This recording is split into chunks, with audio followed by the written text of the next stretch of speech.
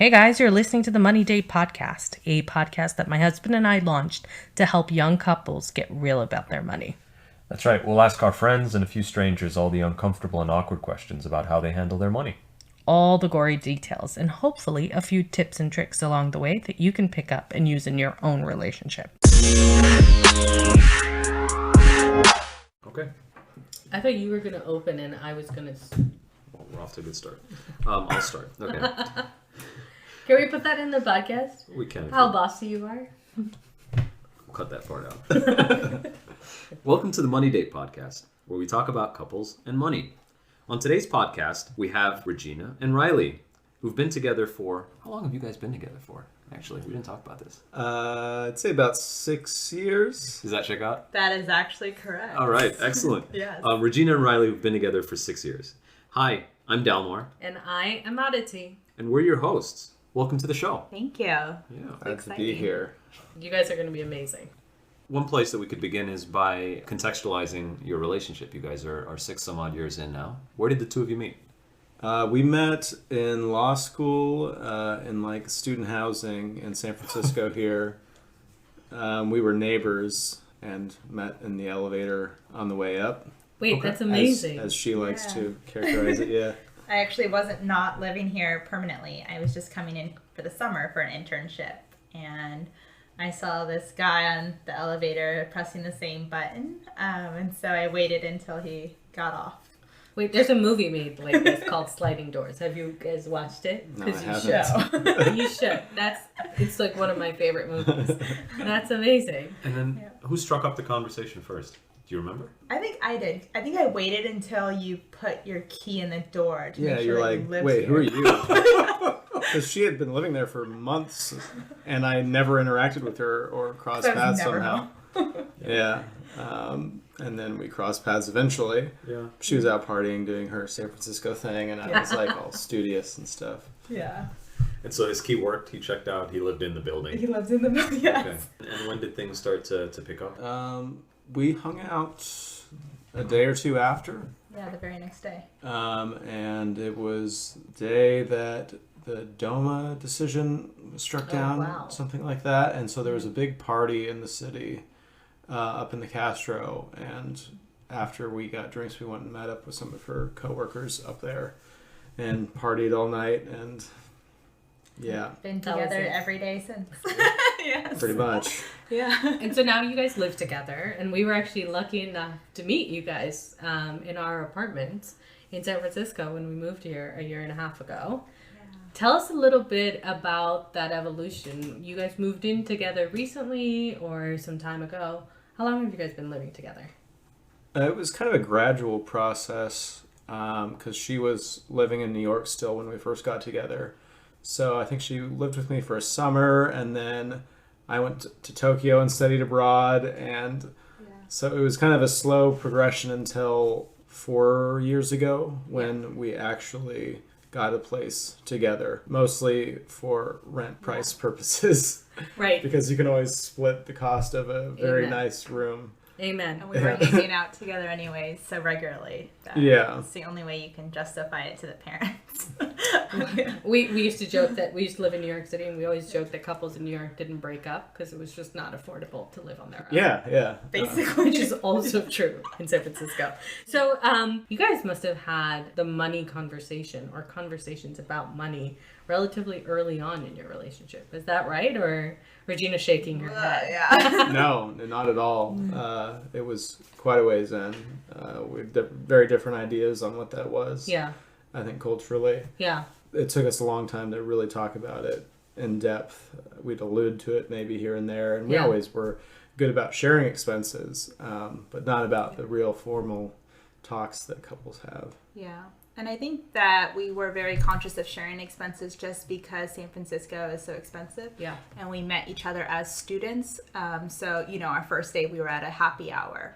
Our second date was a free event that we went to in the city. And, that first summer that we met, neither of us actually had a paycheck. Wow. We were just living off student loans or the generosity of our parents. Yeah, I think early on when we were students, there wasn't really a need to talk about finances because we both implicitly knew that it was grim. Yes, very, That very, it's very like, grim. we're financing our entire lives for 3 years, so there's not a lot good to come from that conversation. Yeah. You also said that you were coming from different places culturally. What did you mean by that? I think that's mostly me. So for those listening, I am half Korean, and I culturally was raised Korean here in the States, and I spent summers growing up in Korea. And within that culture, you do not talk about money. You do not lend money to family members. You do not lend money to friends. You do not talk about money. Money just appears and bills get paid. And so when we started talking about money, I have the natural tendency to avoid those conversations because that is very, very taboo. It's as if, for the ladies out there, it's as if I'm, lifting up my skirt and walking around downtown. Even right now, I'm getting a little bit tense and anxious talking about money, but that is something I have to culturally overcome. And I think that, that's been a lot of the struggle, is my hesitancy to be truthful, honest, and transparent about my money, because we are living together. And how's that different for you, Riley? Like, it sounds like you were raised in a different context. Yeah, I wouldn't say that I have strong morals or convictions on the opposite side of the spectrum. I just really don't care that much. Yeah. Like, it is what it is. Like, me spinning it or talking about it doesn't really change the fact. And part of that is because I'm in a moderate situation. I'm not in horrible debt, and I'm do okay financially, so Yep. I don't have a lot of skeletons in the closet or anything. But yeah, I'd say culturally, it's not a big issue. Yeah. It never was. My family always talked about it fairly candidly, so. That's amazing. And tell us a little bit more about how you guys actually share finances now. So you've been living together for 4 years. You recently bought a home, Regina, Yes. that you guys share right now in San Francisco. Tell us a little bit more about that journey. Well, like Aditi said, the title is in my name along with my parents.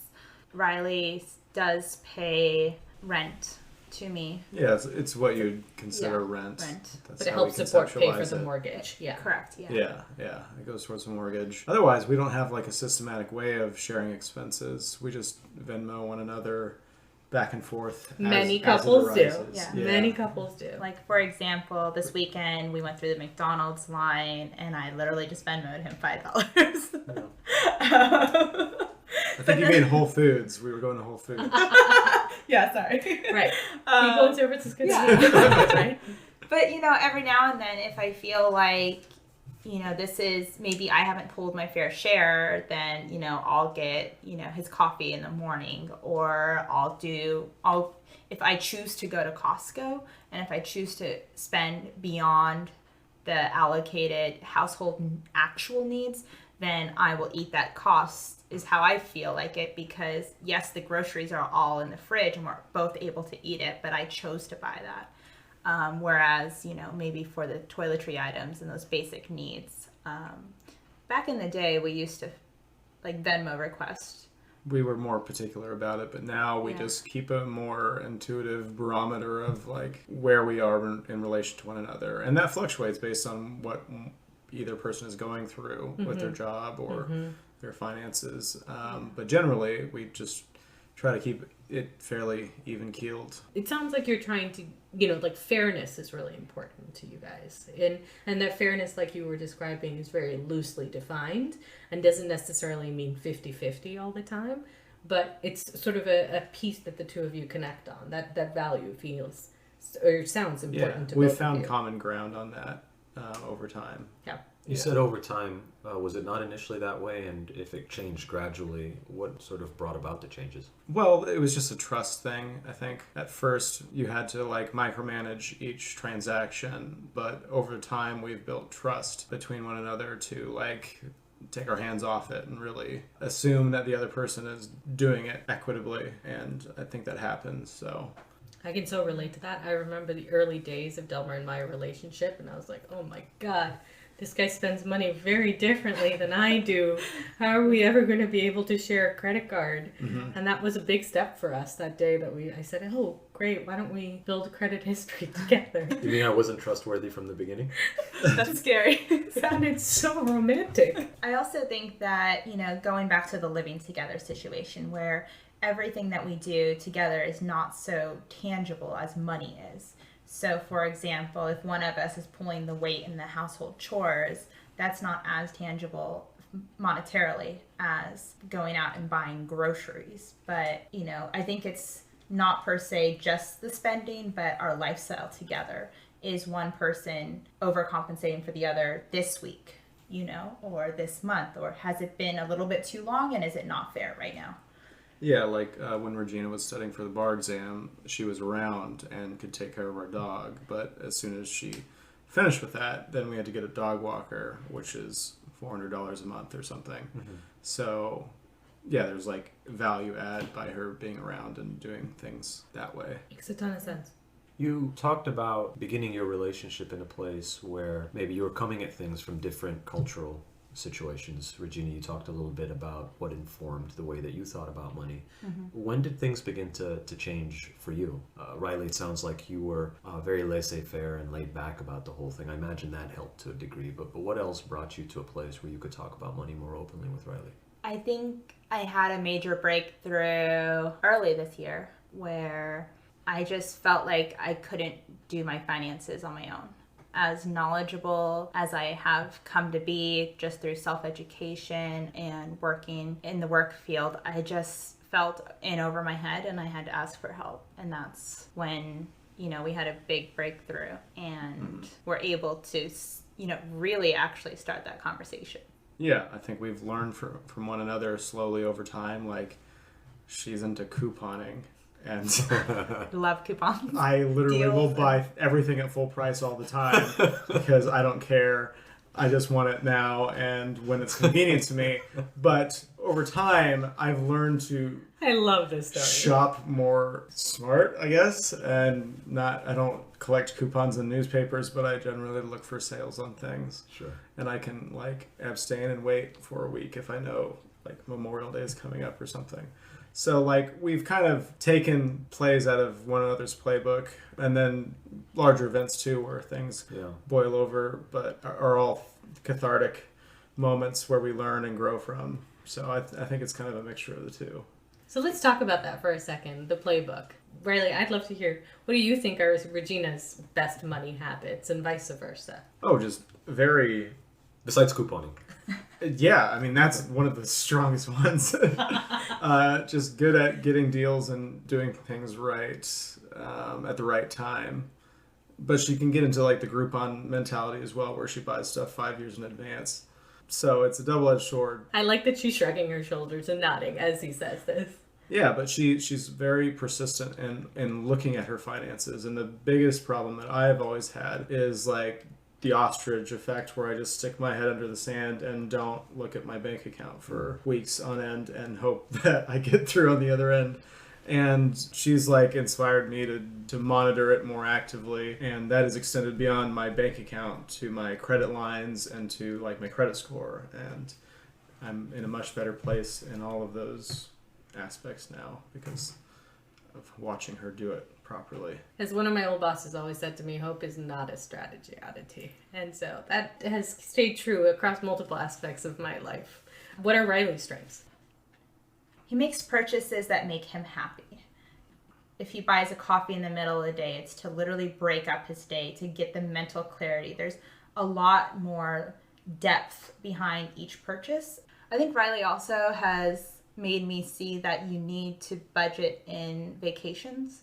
You need to budget in also, more importantly, family time. So that way you guys can be together, not just taking time off work and losing that money, but also going on vacations. That way, you know, one person isn't hosting, taking on the burdens and not having a vacation, but that everybody truly gets a vacation and you get that quality time together. So spending money on quality items, quality time has really opened my eyes to show that not everything has to be practical and logical, and it can just be what it is. And I so relate to that with Delmar. I think that's exactly, I'm very similar to you, where I'm a little bit more conscientious of everything I buy, and I think Delmar's helped me be like, well, it's okay to go have a little fun or do something that's, you know, for the quality of your life versus for for your... You can't take it with you. Yeah, exactly.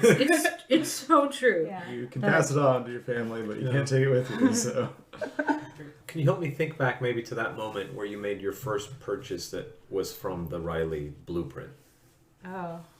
The first thing you bought, maybe that were it not for Riley, you couldn't see yourself purchasing. For who I am, I think shoes are a comfort thing, and especially in San Francisco, you're walking great distances, and being on a student budget, I am not going to drop some money on shoes that are either uncomfortable and just fashionable, will go out of style in 3 months. I need something that's going to last me longer than that.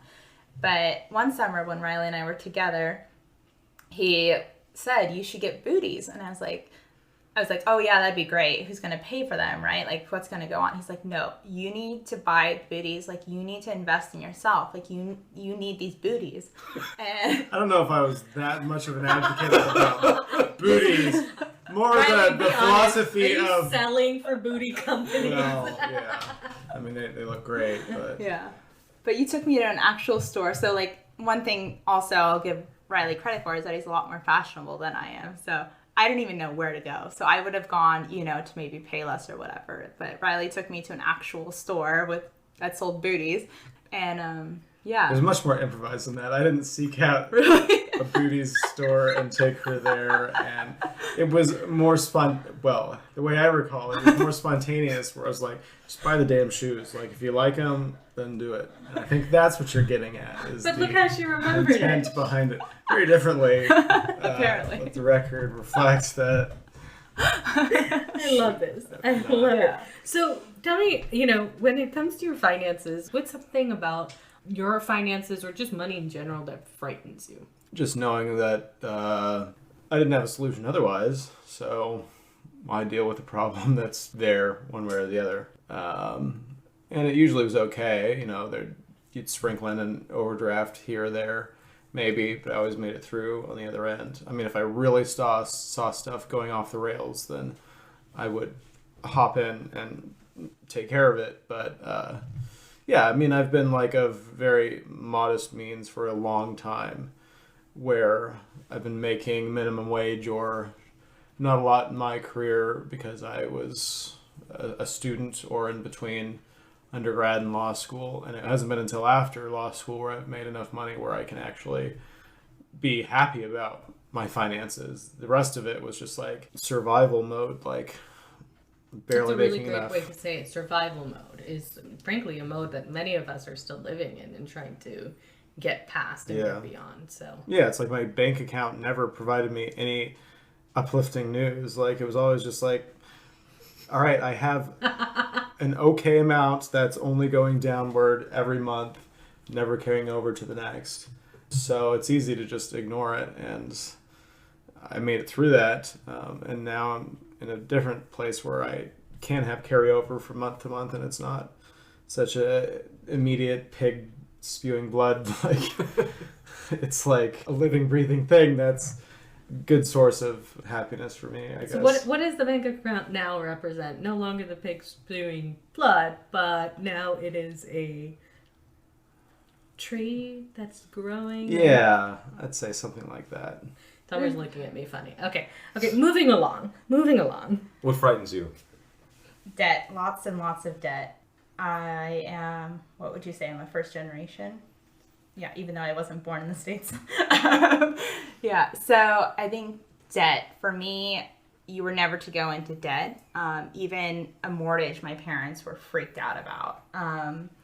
And a car, you had to make sure that you were going to actually pay it off before it was actually due. So for me, I actually never was in debt until law school. That was the first time I had to learn about actual student loans. I had to learn about how to live off of a loan payment. I had to understand how to live without a paycheck. I had always worked at least 2 jobs minimum, full time. I don't know how I did it, but I always made it work. And in law school, you actually can't work. It's actually like an ABA rule. And that frightened me. I did not know that. Yeah, in your first year of law school, you are literally not allowed to work per the American Bar Association's rules because the studies are so rigorous. And that really frightened me because that meant I had no source of income. I literally was giving up everything to go to school for a year minimum. And then the second year onwards, you were able to get a job. But at that point, who can have the mental bandwidth to have a job when you're willing to do it and you need to do it, but you can't do it? So it was a hard transition for me, going from undergrad where I worked full-time, minimum 2 jobs, to after undergrad where I had a really, several great careers with flush incomes to no paycheck. And then recently I bought a house here in San Francisco, and that's on top of my student debt. So debt actually frightens me. I'm trying to learn how to categorize a mortgage as good debt or as education debt as good debt. But at the end of the day, it's still money that is forced out of my income every paycheck. So that frightens me. Yeah, that is scary to a lot of people. And funny thing is, a lot of people don't even understand debt. It's like you've borrowed money, but you don't fully understand the terms upon which you borrowed. So yeah, so I actually had to beg and educate my parents prior to going to law school as to how I was going to finance law school, because they had never heard about student debt. They never knew about the loan process. They were just flabbergasted as to, me going forward with this, doing so on someone else's dime, especially the American public's dime. How often do the two of you talk about money together? So if you're having a conversation and talk about big upcoming expense or vacation or something you're saving for, how you've been doing the last few months, how often do you have that conversation? Regina, earlier you said that the two of you started getting really serious about this money conversation and started opening up earlier this year. So if the frequency has changed recently, what was it before and what is it now? It's still not very common. We don't formally sit down and discuss it. I think it just you get a sense for what's going on based on just observing what the other person's purchasing and planning on doing. Or what arrives in the Amazon boxes. Yeah. Yes. Before, I'd say we talked very vaguely and really not at all. And now we talk about it fairly informally with occasional check-ins, like maybe every 3 months on average, I'd say. We're like, all right, what's going on? Like, how are things looking? And do more of a formal check-in. Mm-hmm. what do you talk about in the conversations? Do you talk, because your finances aren't merged, so when you come together and you actually talk about money, what are the things that you discuss in those discussions? We first start to talk about our feelings about money at the time. Sometimes I'll say, I'm feeling anxious right now. I don't know how this is going to happen. I don't know, I don't know how I'm going to afford this upcoming expense. And I just have to, constantly hold myself accountable by telling Riley where I'm at and if there's a way that we can make it work or if I have to downsize. And he's really great at keeping me in line, saying that it's not a must do, it's a can do, and you're not able to, so you need to say no. And that's really hard for me, but it's something that I need and that Riley's really great at communicating. It sounds like Riley's almost like a support system for you as you're trying to navigate your own money decisions. He's a good sounding board. Yeah, he's a great sounding board because I've had, a different relationship with money during undergrad and then, post undergrad where I was super flush with money, and then going to no job in law school and unpaid internships in San Francisco, and then unemployment thereafter because you're studying for the bar exam. We've had to go in our ebbs and flows, and I think that our check-ins, whenever there's an upcoming major expense or a major milestone that we're about to hit, just to make sure that we're both able to celebrate each other's highs. And yeah, I'd say it's oftentimes triggered by a purchase. Like, we bought a nice mattress, and that was a good trigger to be like, all right, well, can you afford this? I think one of the examples you were alluding to was like a couch, where we were considering buying a couch for like a couple grand, and I was like, well, can you afford that? And at first she was like, yeah, but then we talked about it more, and she's like, I mean, I could, but May maybe. not be where I put Yeah, that. maybe just like, let's calm down, not go spending $2,000 on But a I whim. like that. It's like an accountability check on the two of you as you're spending your money. And even though it's coming out of individual piles of money, it's nice to have somebody that you can have a real talk with around that. Yeah. So I'd say it's not structured like, oh, okay, the 30th of every month, Yeah. we're going to talk about where we are, what our credit scores are, and stuff like that. It's like probably more so structured around triggering events like big purchases, or just saying like, hey, when are you going to pay me back for this one thing that I bought a while ago? Every time we have it, it gets easier, and it also builds the trust between us and more transparency, and we're able to celebrate each other's highs as well. So it doesn't always have to be a negative talk. Like when Riley's credit score went up a little bit, we were like, woohoo, party time. But that was exciting because that Go was do something I something wasn't that drops the expecting. credits. Yeah. Let's just go blow a bunch of money. What's hard about these conversations? Just that they're so raw and you have to be so transparent. So Riley and I are not married, not engaged, are living together, have been together for 6 years. But for me, I've always imagined having these conversations with a husband. Once you have that ring, then I'm like, okay, here's all my skeletons in my closet. Or, here's why I do what I do or how I do what I do. I'm like, hell no. Let me know that well before we get that far in. Out of self-interest. But, I'm actually curious. So you guys have a dog together, Madison, who's Yes. sitting with us. And you have a dog walker. You have expenses around her. Mm-hmm. Did anything change when you got Madison in terms of having any of those money talks or your approach to how you thought about splitting expenses? That was different. Yeah, now that we think of it. Yeah, now that you put it that way, it did create a consistent monthly expense that we were jointly responsible for.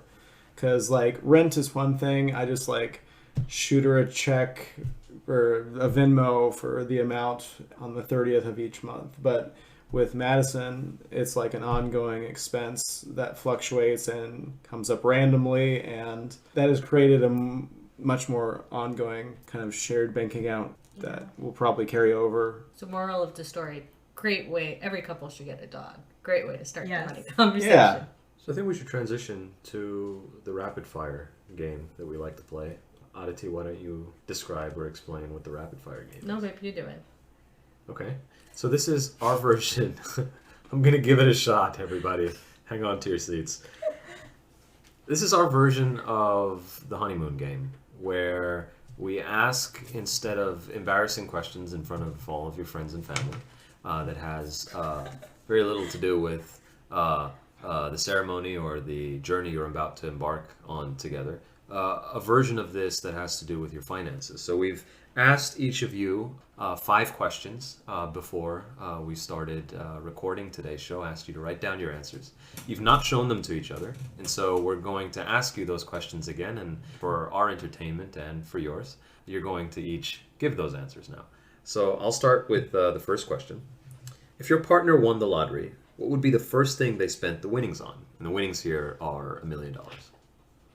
So what I think she would spend that on. That's right. What do you think Regina would spend this money So for a couple of these, I had 2 options because both would definitely happen. This one would be renovate the house / buy purses. Regina is not far from the truth. on? In any particular order? It'd probably happen at the same At time. the same time. Like put some shiplap up and then go buy a Birkin bag and then go replace the bathtub and then go buy Another Birkin. Hey, you're the one who made her this way. You helped her, go buy things that, Yeah, that it help was her live experiences. happier. But It's Birkins backfiring. also go up in value. So There you go. It's the best of both That worlds. appreciating asset life. works with her philosophy of investing. Yeah. Regina, what would Riley spend the money on? I think Riley would spend the money, the $1 million, on a car with some really, really great subwoofers. Okay. Yeah. And that car would probably be like a really decked out Range Rover or like super Bentley, if they make SUVs with some very, very, very loud subwoofers. Yeah, I mean, you're not far off there. Wouldn't be a Bentley because that could easily eat up the million. But a Range Rover with some big subwoofers would take me back to high school when I had that going on. Yeah. And it was pretty cool. And with Madison in the back hanging out the window. Yeah, Let's be honest. As long as it has like a control knob so I can turn the subwoofers down and look like a proper Pack Heights Range Rover driver. I'll go with the next question. What's one purchase that your partner's made in the last year that you're still trying to understand? Or just don't understand? Who wants to go first? He spent money on a really exorbitant amount of money given as a wedding present. I don't understand why it was so much money versus what a normal wedding gift would be. Interesting. You're a very generous person, right? Yeah, he was my homie. He was like Remind us to invite you to our wedding. The We one have we've it already again. had. Yeah, that's Well, right, this was part 2. like a high school friend of mine. One invitation, Riley. Riley It and would wallet. pay for your wedding. Plus one is wallets.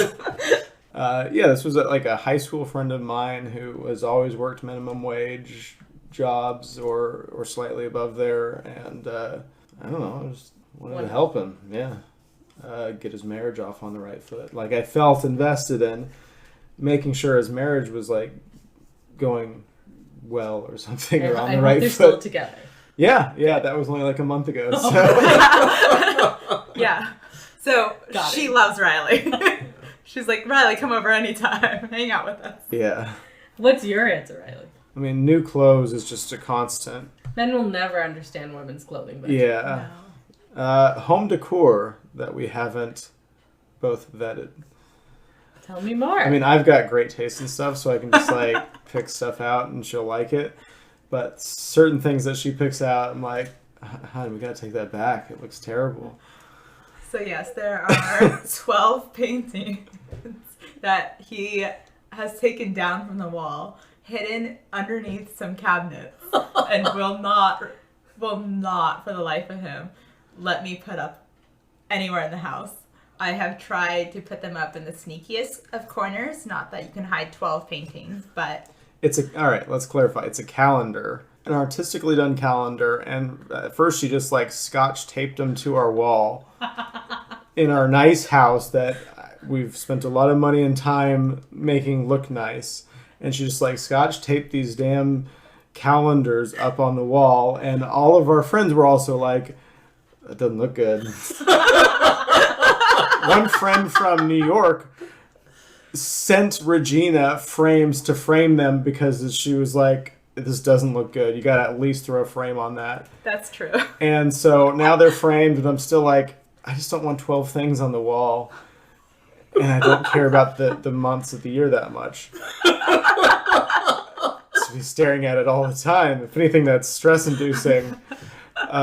So yeah, I've just been slowly hiding them throughout the house so that she can never reassemble them all. Oh my god. One day you're going to get broken into, and nothing but those paintings would have been stolen. Yeah, that would be a tragedy. If you need a guy, holler at your boy. Yeah.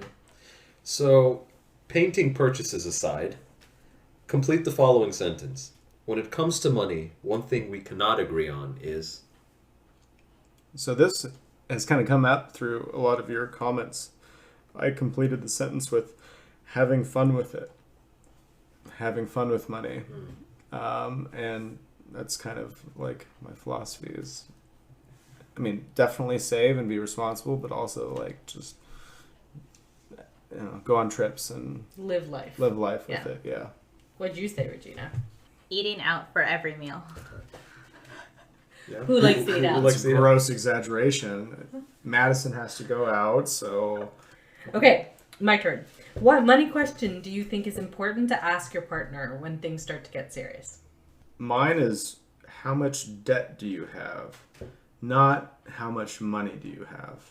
Interesting. I don't care if someone is like rich or poor, but if you're bringing like a thing with you that's going to like maybe be a burden on the relationship or something, It's good to know what you're getting into. Yeah. And that's not a deal breaker by any means, but just like transparency early on so that you can deal with it as a team is important to me. Totally fair. Regina? I put the question of where is the money really coming from? This especially is true, you know, when we met originally, both of us were living in San Francisco with unpaid internships, with no student, you know, income, and we were going out buying drinks. You know, sure, they were at happy hour, but and I think also kind of carries over into our big purchases by saying, you know, is somebody else paying for this, or did you stash away money to buy this really expensive item, or is this going to be on credit? Like, where's the money actually coming from? Sounds like you're trying to suss out their personality around money too, in some ways, trying to understand how they make purchase decisions. Yeah, because I'm just so, I don't know, military style about it that it's nice to know. It's very, very refreshing when people are not. Yeah. And it baffles me and surprises me. Yeah, and I am very, very, very envious of people that have a more laid-back approach to money or a more engaged, positive experience with money. You should hang out with Delmar. As long as he cooks great meals, I'm good. Excellent. Okay. Deal. Last question. What's your spending number? So by spending number here, we mean the number that if you cross or get close to, you'll check in with each other on. $100. $100. Regina. Really? $100? I thought that we would definitely be on the same page on this one. What did you write? Well, if it's a joint expense, $200. Okay. Only because $100, that's like the one trip to the pet store. I love it. I think a lot of couples think they're going to be on the same page, and they're not. Interesting. Yeah. We weren't. We definitely weren't. We were so far apart, and we're like, wait a second. Yeah. Well, also, I think you question a lot of my purchases, so 100. I mean, that's not even a purse. Mostly the inconvenience of having to return the stuff. That's true. This is how 12 paintings end up on your wall. Yeah. Which I got for 70% off with a coupon. Doesn't mean it's cool. I think that's a good end to the show. What do you say? Adity's laughing. She can't answer. I can't speak. That's too funny.